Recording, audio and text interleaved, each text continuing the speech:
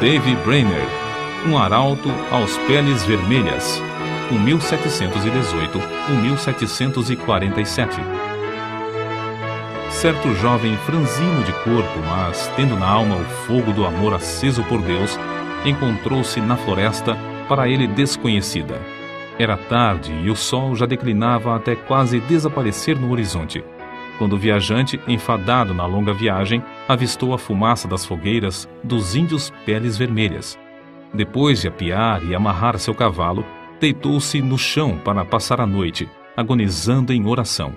Sem ele o saber, alguns dos silvícolas o haviam seguido silenciosamente como serpentes durante a tarde. Agora, estacionavam atrás dos troncos das árvores para contemplar a cena misteriosa de um vulto de cara pálida, sozinho, prostrado no chão, clamando a Deus. Os guerreiros da vila resolveram matá-lo sem demora, pois acreditavam que os brancos davam uma aguardente aos peles vermelhas para, enquanto bêbados, levar-lhes as cestas e as peles de animais e ainda roubar-lhes as terras. Mas depois de cercarem furtivamente o missionário que orava prostrado e ouvirem clamando ao grande espírito, insistindo que lhe salvasse a alma, eles partiram tão secretamente como chegaram. No dia seguinte, o moço, não sabendo o que acontecera em redor, enquanto orava no ermo, foi recebido na vila de uma maneira não esperada. No espaço aberto entre as wigwams, barracas de peles, os índios cercaram um moço que, com o amor de Deus ardendo na alma, leu o capítulo 53 de Isaías. Enquanto pregava, Deus respondeu à sua oração da noite anterior, e os silvícolas ouviram o sermão com lágrimas nos olhos.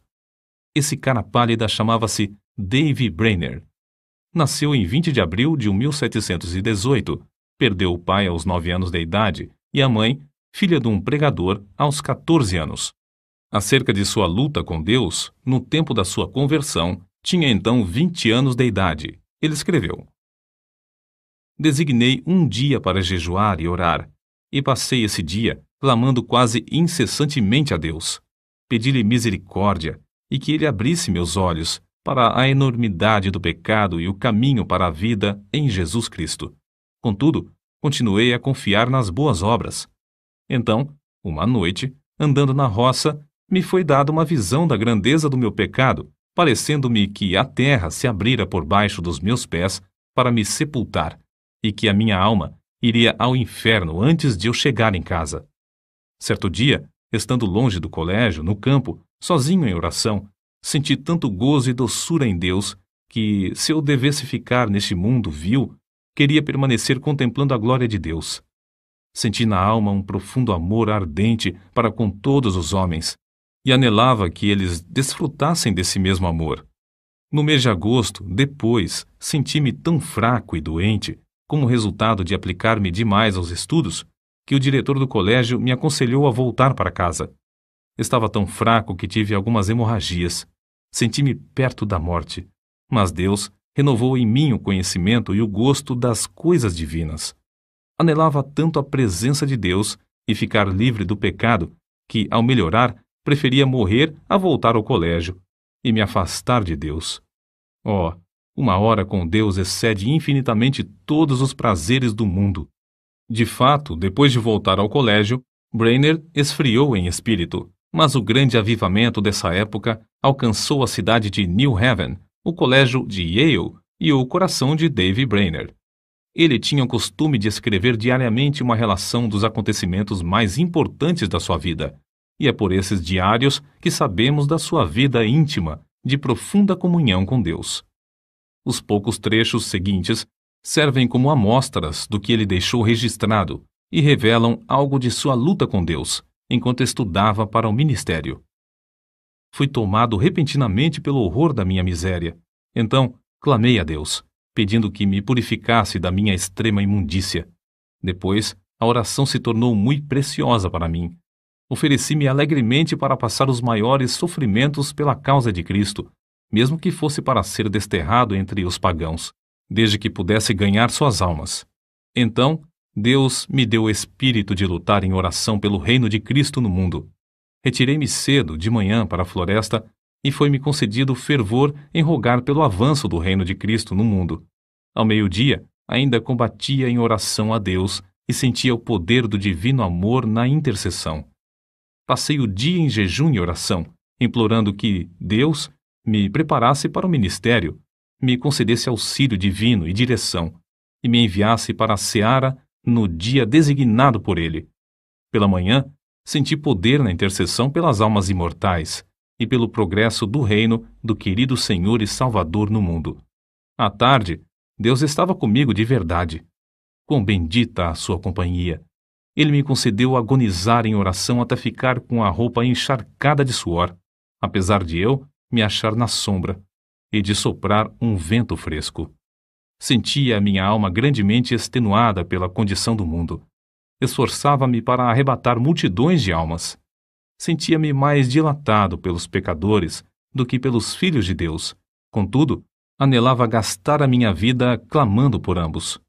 Passei 2 horas agonizando pelas almas imortais. Apesar de ser ainda muito cedo, meu corpo estava molhado de suor. Se eu tivesse 1000 vidas, a minha alma as teria dado pelo gozo de estar com Cristo. Dediquei o dia para jejuar e orar, implorando a Deus que me dirigisse e me abençoasse na grande obra que tenho perante mim, a de pregar o Evangelho. Ao anoitecer, o Senhor me visitou maravilhosamente na oração. Senti a minha alma angustiada como nunca.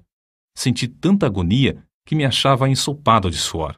Oh, Jesus suou sangue pelas pobres almas.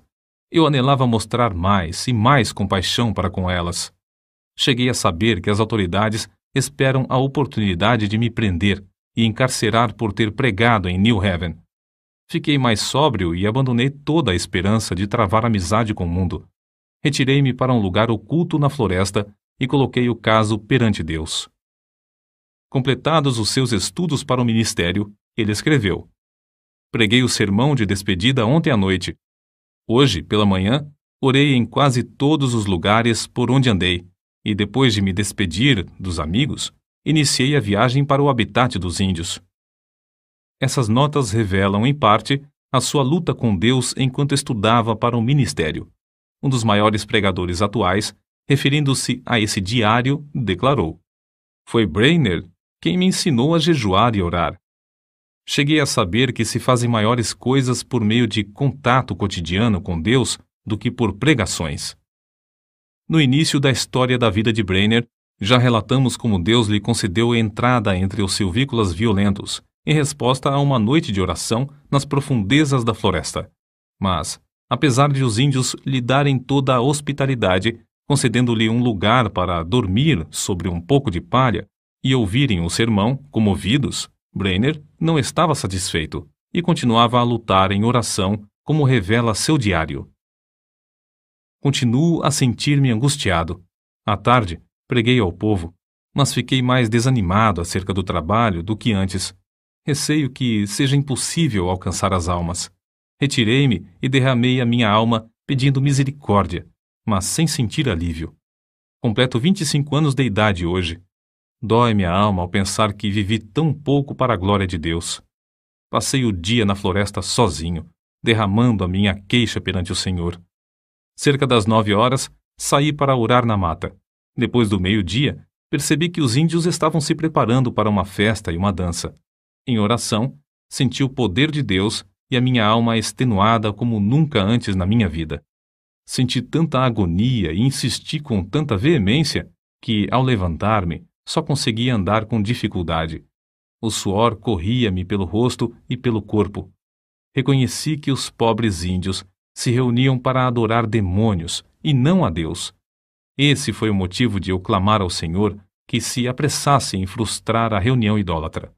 Assim, passei a tarde orando incessantemente, pedindo auxílio divino para que eu não confiasse em mim mesmo. O que experimentei enquanto orava foi maravilhoso. Parecia-me que não havia nada de importância em mim, a não ser a santidade de coração e vida, e o anelo pela conversão dos pagãos a Deus. Desapareceram todos os cuidados, receios e anelos. Todos juntos pareciam-me de menor importância que o sopro do vento. Anelava que Deus adquirisse para si um nome entre os pagãos, e lhe fiz o meu apelo com a maior ousadia, insistindo em que ele reconhecesse que eu o preferia à minha maior alegria. De fato, não me importava onde ou como morava, nem a fadiga que tinha de suportar. Se pudesse ganhar almas para Cristo. Continuei assim toda a tarde e toda a noite. Assim revestido, Brainerd, pela manhã, voltou da mata para enfrentar os índios, certo de que Deus estava com ele, como estivera com Elias no Monte Carmelo. Ao insistir com os índios para que abandonassem a dança, eles, em vez de matá-lo, desistiram da orgia e ouviram a sua pregação de manhã e à tarde. Depois de sofrer como poucos sofrem, depois de se esforçar de noite e de dia, depois de passar horas inumeráveis em jejum e oração, depois de pregar a palavra a tempo e fora de tempo, por fim, abriram-se os céus e caiu fogo. Os seguintes excertos do seu diário descrevem algumas dessas experiências gloriosas. Passei a maior parte do dia em oração, pedindo que o Espírito fosse derramado sobre o meu povo. Orei e louvei com grande ousadia, sentindo grande peso pela salvação das preciosas almas. Discursei à multidão extemporaneamente sobre Isaías, capítulo 53, versículo 10. Todavia, ao Senhor agradou Moê-lo. Muitos dos ouvintes entre a multidão de 3 a 4 mil ficaram comovidos a ponto de haver um grande pranto, como o pranto de Hadadrimon. Ver Zacarias, capítulo 12, versículo 11. Enquanto eu andava a cavalo, antes de chegar ao lugar para pregar, senti o meu espírito restaurado e a minha alma revestida com poder para clamar a Deus, quase sem cessar, por muitos quilômetros a fio. De manhã, discursei aos índios onde nos hospedamos. Muitos ficaram comovidos, e ao falar-lhes acerca da salvação da sua alma, as lágrimas correram abundantemente, e eles começaram a soluçar e a gemer. À tarde, voltei ao lugar onde eles costumava pregar. Eles ouviram com a maior atenção quase até o fim. Nem a 10ª parte dos ouvintes pôde conter-se de derramar lágrimas e clamar amargamente. Quanto mais eu falava do amor e compaixão de Deus ao enviar seu Filho para sofrer pelos pecados dos homens, tanto mais aumentava a angústia dos ouvintes. Foi para mim uma surpresa notar como seus corações pareciam traspassados pelo terno e comovente convite do Evangelho, antes de eu proferir uma única palavra de terror. Preguei aos índios sobre Isaías capítulo 53, versículos 3 ao 10. Muito poder acompanhava a palavra, e houve grande convicção entre os ouvintes. Contudo, não tão geral como no dia anterior. Mas a maioria ficou comovida, e em grande angústia de alma. Alguns não podiam caminhar, nem ficar em pé. Caíam no chão como se tivessem o coração traspassado e clamavam sem cessar, pedindo misericórdia. Os que vieram de lugares distantes foram levados logo à convicção pelo Espírito de Deus. À tarde, preguei sobre Lucas, capítulo 15, versículos 16 ao 23. Havia muita convicção visível entre os ouvintes, enquanto eu discursava. Mas, ao falar particularmente depois a alguns que se mostravam comovidos, o poder de Deus desceu sobre o auditório como um vento veemente e impetuoso e varreu tudo de maneira espetacular. Fiquei em pé, admirado da influência que se apoderou do auditório quase totalmente.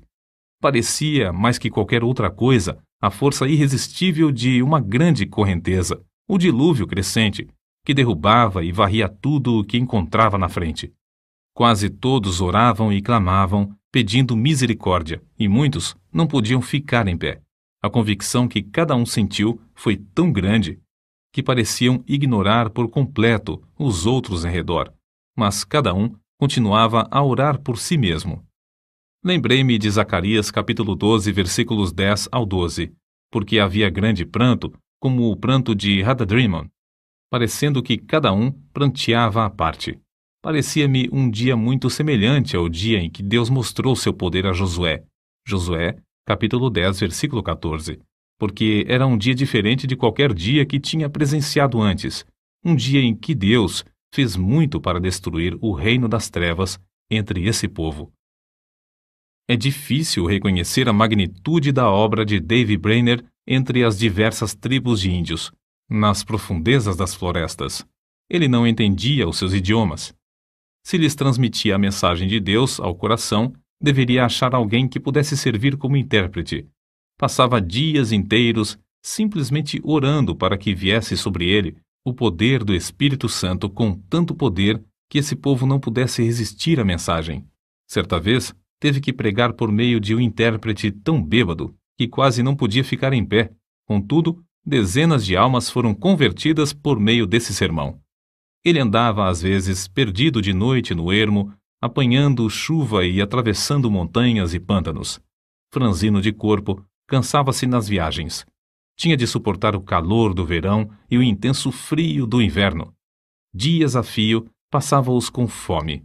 Já começava a sentir a saúde abalada e estava a ponto de casar-se.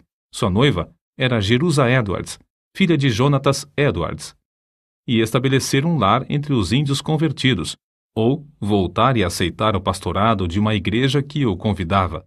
Porém, reconhecia que não podia viver, por causa da sua doença, mais que 1 ou 2 anos, e resolveu então arder até o fim. Assim, depois de ganhar a vitória em oração, clamou: Eis-me aqui, Senhor. Envia-me a mim até os confins da terra. Envia-me aos selvagens do ermo. Envia-me para longe de tudo que se chama conforto da terra. Envia-me mesmo para a morte, se for no teu serviço, e para promover o teu reino. Adeus, amigos e confortos terrestres, mesmo os mais anelados de todos. Se o Senhor quiser, gastarei a minha vida até os últimos momentos em cavernas e covas da terra, se isso servir para o progresso do reino de Cristo. Foi nessa ocasião que escreveu: Continuarei lutando com Deus em oração pelo rebanho aqui e especialmente pelos índios em outros lugares, até a hora de deitar-me. Oh, como senti ser obrigado a gastar o tempo dormindo! Anelava ser uma chama de fogo constantemente ardendo no serviço divino e edificando o reino de Deus até o último momento, o momento de morrer.